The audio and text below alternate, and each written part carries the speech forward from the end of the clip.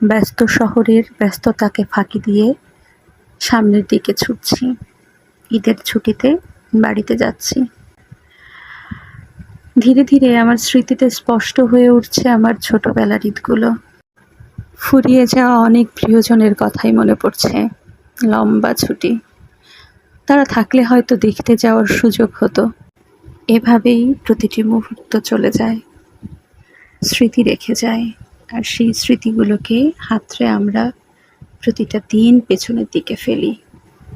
সামনে এগিয়ে যাই আমরা, চলতে শুরু করি, চলতে থাকি, আবার ব্যস্ত হয়ে পড়ি। এবার বাড়িতে যাওয়ার সময় রাস্তায় অনেক কিছু দেখলাম, অনেকগুলো নতুন নতুন অভিজ্ঞতা হলো। আবার কিছু কিছু জিনিস, কিছু কিছু বিষয় সামনে এসে অনেক কিছু মনে করিয়ে দিল।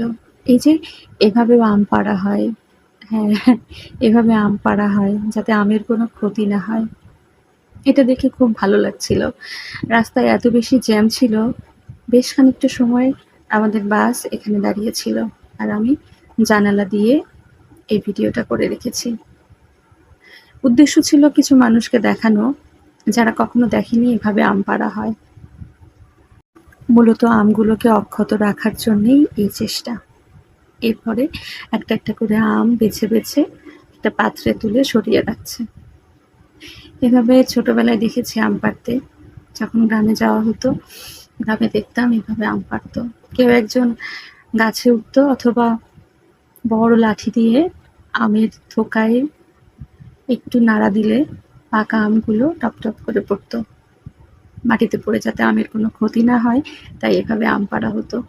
এরপর আমাদের বাসটা যখন আবার চলা শুরু করলো, তখন দেখতে পেলাম আরেকটি ঘটনা, যেটা আসলে খুব কষ্ট দিয়েছে। সেটা হচ্ছে রাস্তার পাশে একটা ট্রাক অ্যাক্সিডেন্ট করে পড়ে আছে, আর কিছু মানুষ ট্রাকটাকে ওঠানোর চেষ্টা করছে। একেবারে খারাপ অবস্থা। এই ট্রাকটা পড়েছিল বিধায় আরও একটু জ্যাম বেশি ছিল রাস্তায়। কতটা ক্ষয়ক্ষতি হয়েছে এটা আসলে ধারণা করাটাই কঠিন। আরও একটু সামনে এগিয়ে দেখলাম আরও একটা ট্রাক খাদে প্রায় পড়ে যাচ্ছে এমন অবস্থা। কিন্তু সবচেয়ে কষ্টের বিষয় সেটা হচ্ছে এই ট্রাকটাতে গরু বোঝাই করা ছিল, আর এমন একটা অবস্থা যেখান থেকে গরুগুলোকে নামিয়ে নিরাপদ জায়গায় না নেওয়া যাচ্ছে, না ট্রাকটাকে তোলা যাচ্ছে।